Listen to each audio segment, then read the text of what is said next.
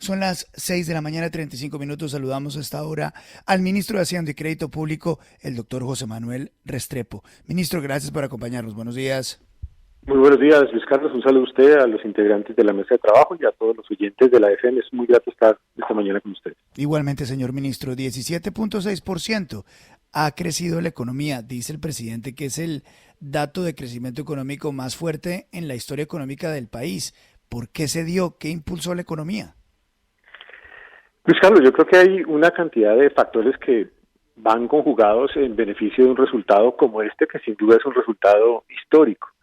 En primer lugar, que el proceso de reactivación está en marcha, un proceso de reactivación animado por ese compromiso por Colombia, que es el plan de reactivación en donde se ha venido avanzando en inversión en infraestructura pública, infraestructura privada también, porque está en marcha un proceso también de vacunación masiva, que naturalmente ayuda a este proceso de reactivación, porque hay sectores que han tenido un muy buen dinamismo, como es el sector de consumo de los hogares, que eso alimenta sectores como el comercio, como la industria, el entretenimiento y otros, porque hay un muy buen comportamiento que se ha venido dando en las exportaciones en el país, particularmente las exportaciones no mineras, pero en general las exportaciones están creciendo a doble dígito.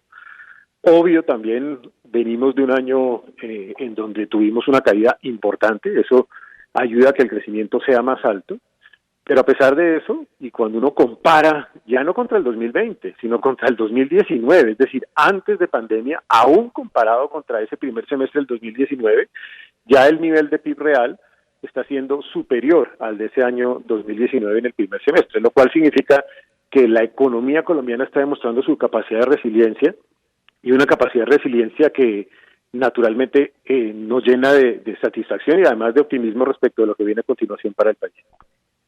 Señor ministro, estos históricos crecimientos del 17% en el segundo trimestre y del 8,8% durante el primer semestre nos dejan dos enseñanzas. La primera es que la economía colombiana necesita estar abierta. La gente necesita ir a los centros comerciales, la gente necesita salir a hacer turismo y sobre todo consumir las actividades artísticas. Esa es la foto que se le puede tomar a los resultados del DANE.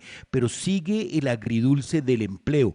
Crecemos en términos de Producto Interno Bruto, en cifras históricas, pero esas cifras son frías, no le dice mucho a la gente, lo que sí le dice es la generación de empleo. ¿Cómo lograr alto crecimiento, pero con generación de empleo? Ahí hay un desafío, Fernando, y yo creo que es absolutamente claro que es el compromiso en el cual estamos embarcados. No obstante lo anterior, cuando yo comparo las cifras de personas que se perdieron de ocupación en abril del 2020, la cifra era 5.4 millones de personas y a la fecha se han recuperado de esos 5.4 millones de personas que se perdieron en materia de empleo, en ocupación, en abril del 2020, en medio de la pandemia, se han recuperado 4. Sin embargo, siguen existiendo la necesidad de recuperar cerca de 1.5 millones de personas en ocupación. Y el énfasis sobre el cual estamos trabajando es cómo generar más empleo y cómo proteger ese empleo particularmente. En el proyecto de inversión social, por ejemplo, está el retornar de nuevo el subsidio a la nómina, con el objeto de proteger por lo menos casi 400.000 empleos. Están los subsidios también para la generación de empleo, no solamente juvenil, sino de otro tipo de personas, con el propósito de generar 700.000 empleos. Y en el marco del compromiso por Colombia, ese plan de reactivación, pues está en marcha y en ciernes la inversión o inversiones que permitirían recuperar cerca de 2 millones de empleos. Aquí la gran apuesta no es solamente por generar una cifra de crecimiento del PIB, que de hecho es muy buena y de hecho nos llena de optimismo, sino generar empleo, porque lo importante del crecimiento es que llegue a las familias, a todos los colombianos. Ministro, se habla de unos sectores que incluso están, digamos, mejor que antes de la pandemia, sectores que han crecido. ¿Cuáles sectores y por qué? Es decir, ¿cómo se explica esto? Hay algunos sectores que aún en medio de la pandemia tuvieron un buen comportamiento. Usted recordará, Darcy, por ejemplo, que todo el sector de alimentos, de producción de alimentos, fue un sector que creció a pesar de todas las circunstancias, en momentos difíciles, incluso exportó más, aún en un año de pandemia. Esos sectores siguen creciendo, lo que significa que siguen teniendo una dinámica positiva. Todos los sectores asociados a tecnología, por ejemplo, algunos de ellos orientados a temas de comercio digital, tuvieron un muy buen comportamiento aún en medio de la pandemia. son sectores que siguen una senda de reactivación de aquí en adelante y que han tenido un buen comportamiento aún a pesar de la pandemia. Y hay otros que vienen en proceso de recuperación. Es el caso del comercio, es el caso del entretenimiento. Otros, por ejemplo, como la construcción, han tenido recurrentemente buen comportamiento aún en momentos de pandemia. Entonces siguen una marcha positiva, lo que significa que han tenido, a pesar de la pandemia, un buen comportamiento en ese y en este año. Ministro, le saluda William Calderón. ¿Qué tanto estas cifras pueden ser un espejismo, puesto que después de la debacle del año pasado... Ministro, ¿me escucha? ¿Aló? Ministro. Ministro. Sí. Ministro, ¿escucha a William? Sí. Me caí, no, se me cayó, perdón. A ver, William, ¿Ahí me escucha, ministro? Ahora sí, William, sí, claro. Bueno, perfecto. Con los buenos días, ministro. Le decía, después de la debacle del año pasado, cualquier cifra de crecimiento puede ser positiva, puede ser buena. ¿No estamos de pronto frente a un espejismo? ¿No es muy temprano cantar victoria? ¿Qué tan lejos estamos de volver a las cifras de crecimiento prepandemia? Ahí es donde vuelvo a mi punto. Yo por eso hice la comparación no necesariamente solo contra el 2020. Claro, uno puede hacerla contra el 2020 y seguramente pues le va a ir bien por razones de que la base es muy bajita. Pero por eso hice la comparación contra el 2019. Es que en 2019 no había pandemia en Colombia.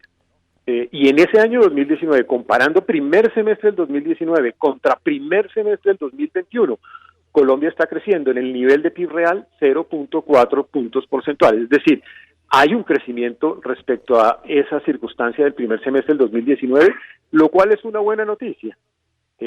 Naturalmente, tenemos que seguir teniendo una tendencia positiva. Creo que lo que estamos viendo en el mes de junio, en el mes de julio incluso, nos llena también de optimismo respecto de lo que va a suceder en el tercer trimestre de este año, que yo creo que va a ser muy positivo.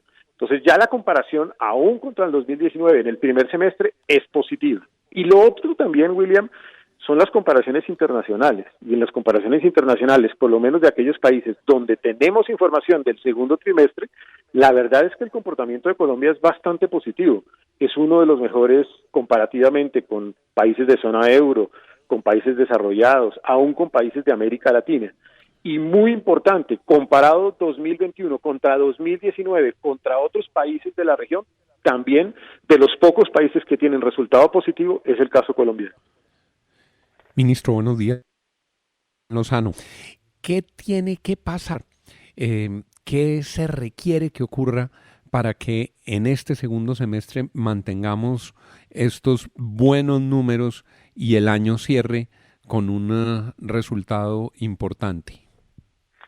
Yo creo que, Juan, varias cosas. Primero, llamémoslo sortear las incertidumbres que se están generando en el mundo como resultado de la variable Delta. Y para mí la respuesta a eso es vacunación masiva en Colombia. Que sigamos muy juiciosos usando los tapabocas, los elementos de protección, pero simultáneamente que nos vacunemos y que nos vacunemos todos los colombianos que se puedan vacunar de acuerdo pues con sus condiciones de edad y sus condiciones de comorbilidad, pero que logremos esa inmunidad de rebaño de aquí al cierre del año, muy importante para este país. Segundo, que avance todo este proceso de inversión que se dio en este año, que no fue menor, inversión en materia de infraestructura, inversión en reactivación, de tal manera que eso contribuya también a la generación de empleo. Tercero, me parece que es muy importante el que podamos avanzar en el tránsito en el Congreso de la República y en la aprobación del proyecto de ley de inversión social, porque tiene dos propósitos: la sostenibilidad social, que es importante todavía, pero también la sostenibilidad fiscal. Y creo que hay que enviar ese mensaje de tranquilidad desde la perspectiva de las finanzas públicas a nivel internacional. Y cuarto, que logremos también avanzar en lo que decía Fernando, en que este crecimiento se traduzca en cómo mejora el bolsillo de los colombianos, que eso significa empleo, empleo y más empleo. Sabe, ministro, que yo cuño su comentario con dos comentarios muy breves más. Mire, lo único que debe pasar para asegurar que Colombia crezca por encima del 7%, como ayer lo mencionó el presidente, y como dicen los expertos que va a suceder, es que en cada esquina vacunen a cualquier colombiano independiente de su edad. Dos, que los alcaldes y los gobernadores empiecen a gobernar. Recuerde que ellos, pues la pandemia ha hecho que no ejecuten sus planes de desarrollo y obviamente esto redundará en obra pública.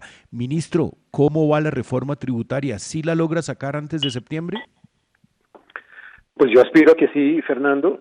Ayer tuvimos una sesión larga de debate de discusión, perdón, con los miembros de la subcomisión que han venido estudiando las proposiciones y la iniciativa en general. Creo que vamos avanzando por buen camino. Hoy volvemos a tener sesión nuevamente. Yo creo que arrancamos hacia las 10 de la mañana. Ha sido muy importante en términos de discusión de cada uno de los artículos y de cada una de las proposiciones. Creo que vamos por buena senda en el sentido de garantizar hasta este momento lo que es la esencia del proyecto de ley de inversión social. Creo que eso es muy importante. Y si logramos hoy avanzar lo máximo que podamos, yo creo que podríamos tener algún avance significativo de cara a la discusión ya de primer debate lo más pronto posible. Son las 6 de la mañana, 45 minutos, 6:45. Señor ministro, como siempre, muchas gracias por darnos unos minutos aquí en la FM. Muy amable, muy gentil. Luis Carlos, muchas gracias a ustedes.